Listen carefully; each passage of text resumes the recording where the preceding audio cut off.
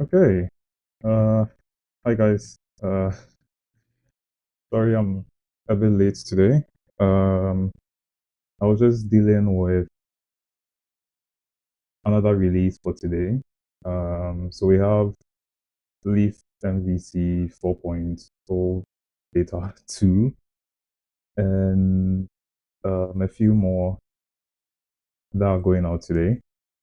Um, yeah, Leaf CLI and a bunch of others have also gotten new releases, which is also pretty cool. Um, yeah, so this is pretty much every release for today. Allo, which I just released, um, Leaf Session, Leaf Cookie, Leaf CLI, Sprout. And those ones have been pretty annoying because, so unfortunately, I've kind of had a few problems with Leaf CLI, version 4, not version 3. And it's mostly been about Windows. So we had a bunch of issues all over the place, and it was all kinds of things like directories messing up, um, loops, all kinds of weird things, like really, really weird things. And unfortunately, I wasn't able to fix them real quick because I am not on Windows, and I was able to test real quick on Mac and Linux, but not on Windows. Um, I tried Docker, but I have no idea how to get Windows running with Docker. So, I mean, like Windows running on Docker. So, yeah, that was pretty shitty. But yesterday, I was able to work that out with a friend who uses Windows. So, we have um pretty much every Windows issue that I've seen so far fixed, from like multiple re-renders to um all kinds of weird things like Windows not finding directories, and it's pretty annoying because I always knew Windows had a different kind of console, but then there's some very basic things that you would expect to work everywhere. For instance, there was this really weird issue where you can't do something like CD something and another thing in Windows PowerShell. That was weird. That was extremely weird. I don't know if I was the one messing up something, but I basically tried a command like this directly in PowerShell, and that was not working. Um, Another really weird thing was seeding into a folder, but not using double quotes, using single quotes. That works on Mac, Linux, not on Windows. Really shitty stuff. Um, yeah. So anyway, Windows problems are solved. Um, about the prompts on Windows, we don't do this because once again, the Windows terminal doesn't allow you to do like what do you even call those? Like real-time inputs. So basically, you have to input something, press enter or return before you get whoever was typed in the terminal. So yeah, that was also another thing I did count for. Yeah, overall insane. Uh, some very basic assumptions weren't working exactly like that. So anyway, um, yeah, so those problems have all been solved. At least all the problems I saw here and on Discord. Um, so instead of like real time updates, I mean, for kind of like text inputs and all of those stuff, they would work exactly the same way. But then, do I have this open? Okay. So for select prompts, you would it would work just like the old Symphony console. Type in a number. So let me just kind of like show this demo, and I have to kind of give me like a Windows. Where do I even find that? Oh, that's prompt. Where do I even find that? Oh, that's prompt. Okay. Let me just make this a bit. Okay. Let me just make this a bit. The prompting library. The prompting library. Still a few holes to fill, but So I'm just kind of setting as Windows to true like that. And um yeah, once that's true, if you try to run something like php./sprout do something. So over here I have from looks like yes like um yeah. So it's kind of something I copied directly from the Leaf CLI. So it's basically Sprout prompt. It's a select prompt where you select the view engine. So if you've used the version 4 beta on Mac or Linux, then you've probably seen this. Unfortunately, this wasn't working for Windows until recently. Sorry about that. Anyway, so on C, whoever, um, oh, okay, well, you'd have numbers automatically assigned to whatever you're working with. So 3, 4, stuff like that. And basically, all you need to do is you enter the number of whatever selection it is, and that would work. So that's the updated behavior only for Windows because Windows does not have the real-time input output stuff going on. So on Mac and Linux, you still have the default behavior where you can still prompt like that. Yeah. So I was kind of like hell-bent on finding a way to get that to work exactly the way I wanted it to work, like the way that's on Mac and Linux. But um, yeah, eventually I found out that it's just a pain because I kind of checked around and other prompting libraries, even Laravel prompts, does not work exactly the same way it does on Windows. So I just kind of shelved that for now. The most important thing is getting it to work in the first place. So since it does, you can generate your Leaf applications. Um, yeah, so that's the most important thing. So it works now. If you're on Windows, that's the behavior you should expect. You won't have the real-time stuff, so you just need to select a number. The hints are also different, so um, that should be clear. CLI. So there's a new version. So if you head over to beta.leafphp.dev, you'd no longer find the Leaf CLI for beta. It's for RC now. Should have just continued the beta streak anyway, but pretty much almost all of Leaf 4 is done. And we should have a stable version. I don't know, pretty soon because pretty much everything is done. There were a few things I wanted to finish before the stable release, like adding Redis to queues, which I am working on right now. And then Leaf 0. Those are pretty much the only things left. So we should have a stable release, sorry, in a few days, which is super nice. Yeah, so it's been just a lot of bug fixes, feedback from you guys, and I've also been building myself with Leaf 4 and Leaf MVC 4, and it's been an amazing experience for me. And I'm actually not the only one, so I checked on Composure, packages, HTTP, and then there's a lot of people building with version 4.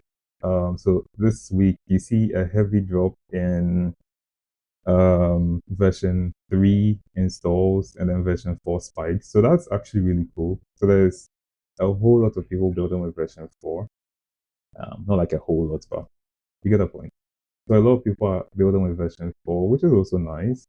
So there's like a lot of real world feedback from you guys, which is pretty cool. Yeah, and there's just been a lot of work going on. So yeah, as I said, stable version 4 in a few days, which I'm super pumped about. Yeah, so I've been working on a little mini shop kind of thing, and it's fully built with Leaf 4, Leaf MVC 4. It uses inertia, obviously, because I've been playing around heavily with inertia. It's probably now my favorite front end tool to use with Leaf. it's just really cool. I've always loved blade plus leaf feel, but then leaf plus inertia is just way nicer to me. Because I've always written React anyway, so that's just super cool. Um, yeah.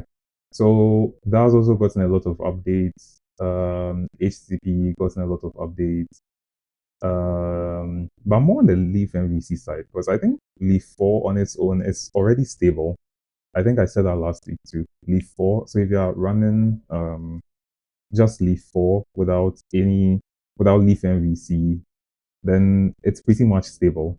I don't think there are any real changes to make before a stable Leaf 4 comes out to improve. And they've all gone into Allo, MVC Core, and all of those. So you'd be seeing a lot of those two popping up.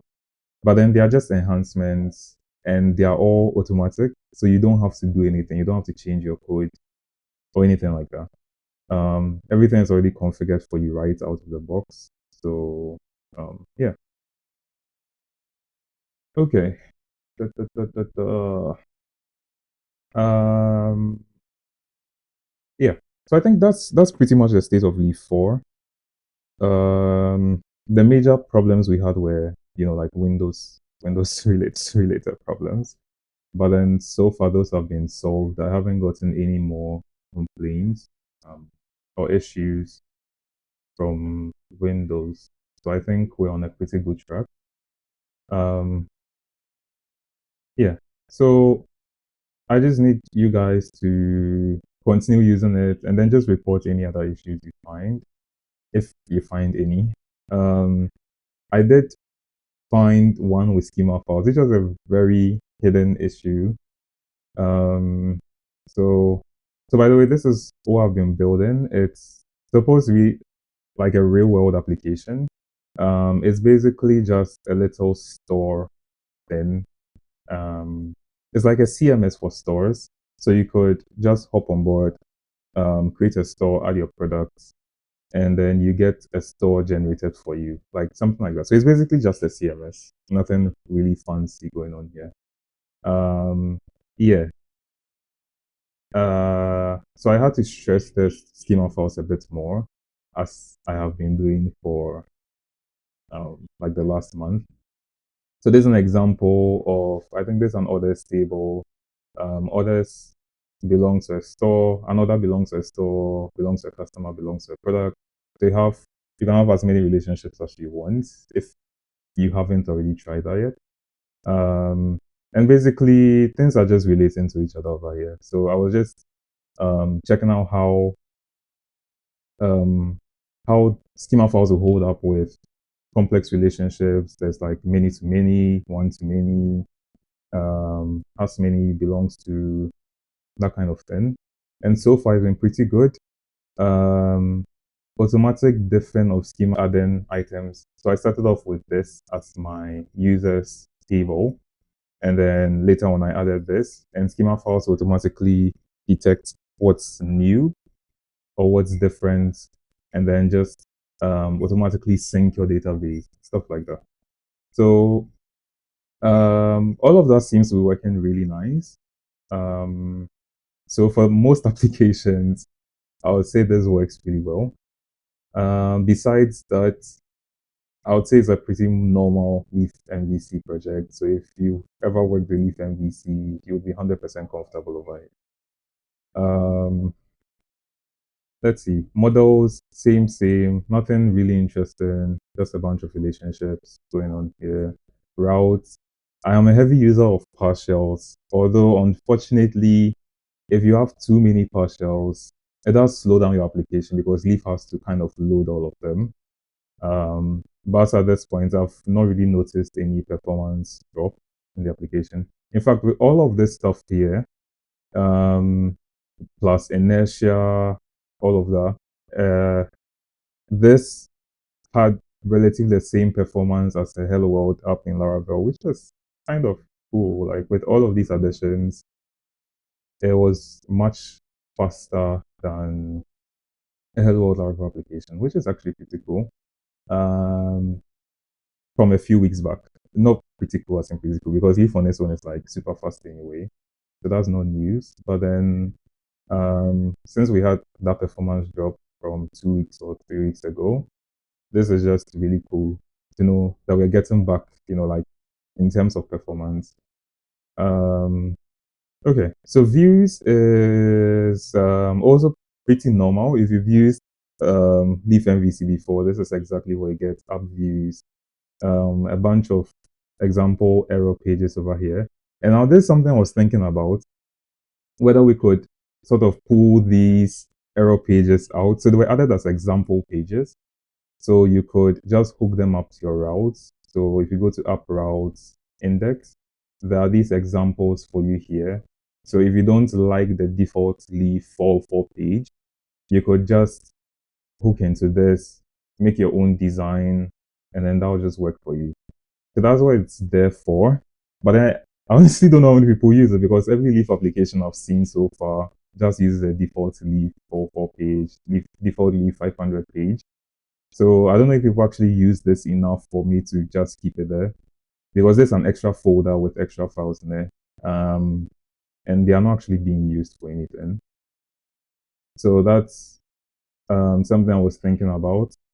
I would like to know what you guys think about this. So please just drop off your comments, either here on YouTube or on Discord. Yeah, and I'll take a look at it. So there's that. There's the error page stuff. But then the next thing I'm thinking of is, and then this is only for inertia stuff. If you're using Blade, it's already set up that way. In a sense, if you open up views, you can have all of your Blade views here. You can have pages, your CSS, your JavaScript, which is exactly how it works if you're using just Blade. But then if you're using inertia, then everything is automatically nested inside this JS folder, which is a bit annoying. Yeah. So you open up views. Usually for a React Vue Svelte application, you would have everything kind of in your views or SRC folder. That's usually the way it works. So having this extra JS layer just seems pretty annoying. And then your CSS is on a different level. So for instance, here you would have to go back a folder before you do anything, which is definitely a no-no for me. So as an example, this is Hannah, an old, not really old, but anyway, apps. And this is an example React application. A lot of annoying things in a way. But then the main thing is in the SRC folder. And when you look inside there, you have everything just listed out here, like components, pages. So you can have like all of your pages in there. If you have utilities or anything, you just pop them in here, just like that. Oh, okay, I actually do have that. Right. Utilities, CSS, everything just goes in there directly. Oh yeah, like we have styles over here. So then you don't have to go to a folder higher on a higher level or anything like that, because everything you need is just right there. And that just makes a lot more sense than what we have here. So that's another thing I was looking at. It would be nice to just have everything in the views folder instead of going backwards. So so that's something that may change. So the errors folder, the JS folder, plus that's one more nested folder. Pretty annoying stuff. Yeah. Okay. So there's that. And they may change before they may change before Leaf MVC 4 is released, like the stable version is released. So that's just one thing. But I don't know. I'll take feedback from you guys. If you prefer it this way, we're going to keep it that way. If not, we just change it to having everything listed out, because that makes just way more sense to me. Because if you're using inertia, then you're using inertia for your front end, not like Blade or anything like that. So it just makes sense to get rid of everything Blade and then keep just your JavaScript files. Okay. So basically, that's a sample project I was building. And it was super fast to build too because I was using a lot of Leaf Zero components. Um, I got to use a few short CN UI components too. Um, so I plan to launch Leaf Zero with Blade components, React components, Vue, and then hopefully Svelte. And that's looking pretty plausible because in the end, React is the only one a bit different. Um, yeah, so that's not too difficult to do. But then, yeah, I don't think Zero will be ready. So that would have to be a bit later. Yeah, but then I've honestly had a lot of fun building with it. This is what it looks like. Pretty much everything you see here is a Leaf Zero component. So I wasted zero time. Don't worry about the colors. It's actually super bright. Um, yeah, there's a Leaf video. Pretty much everything you see here is from Leaf Zero. And then login, logout pages, all of that stuff done by Leaf. This dashboard done by Leaf. I've basically not done anything here besides add my routes and stuff like that. So yeah, that's what building with Leaf MVC and Leaf Zero would look like. You would be able to compose your UIs in like minutes. That's the idea, just to help you build faster. Okay, so okay, no comments. Um, yeah. So that's what I'm going for with Leaf MVC. Honestly, not much has changed. As I mentioned, the terminal got smarter, but then nothing really interesting. So for instance, back to this application, if I go to a route like something, hopefully that doesn't exist. Okay, so this route does not exist. I could now probably do something like PHP Leaf. I think it's gview. Um, and then what would that be? Gview. What's the name of my route, by the way? Something. So I could just put something there, and I think I can add routes. I don't know if it was the opposite, like G routes. Anyway, so that would add something.jsx directly. As I mentioned, the terminal is now smart enough to know what you want, what you're doing, stuff like that. Actually, this is supposed to be in pages. But anyway, um, yeah. So hopefully you should be able to go to something and then you get your routes there. And basically, no config, nothing. It just works. So really tiny stuff like that. Yeah. So you can spend less time configuring stuff now, more time building. And there are just so many tiny little things like this that were added this week. And then the really cool thing is Leaf always knows what's going on in your application. So you don't actually have to tell it anything. Like in this case, I didn't even ask it to generate a React view for me. It just knew I was using React and added a JSX file. Same thing with the route. It knows where to put the route. That's it. That's what we're going for. Sharing of states, sessions, all of that stuff just works really beautifully. It works pretty much exactly like how it works in Blade. Any page you are on always has a route, an auth prop passed in. All of that stuff is done by Leaf for you. So in your React components, you'd always know your authenticated state, your sessions, flash messages, pretty much everything from Leaf is right there available to you with zero config. So yeah, that's pretty much what I've been working on for Leaf MVC this week. Yeah, so I think the only major thing is this might change. The JS folder may no longer be necessary if you're using Inertia. That's a bit more of extra work though. So maybe I'll hold off on that for a little while. Yeah, so that's it. That's it.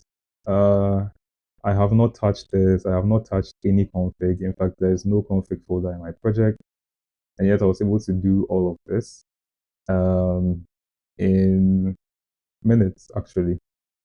Um, what slowed things down was, of course, I built this project to build with Leaf MVC 4, so I spent a whole lot of time editing my vendor files, just adding things that would make me happy, and of course fixing stuff as well. with Redis support. It currently supports the database driver. I think I showed that last week. Um, but yeah, it would support Rusty. Um, but yeah, it would support Redis, since Redis also works pretty well with Leaf MVC. Um, multi DB support, shared config,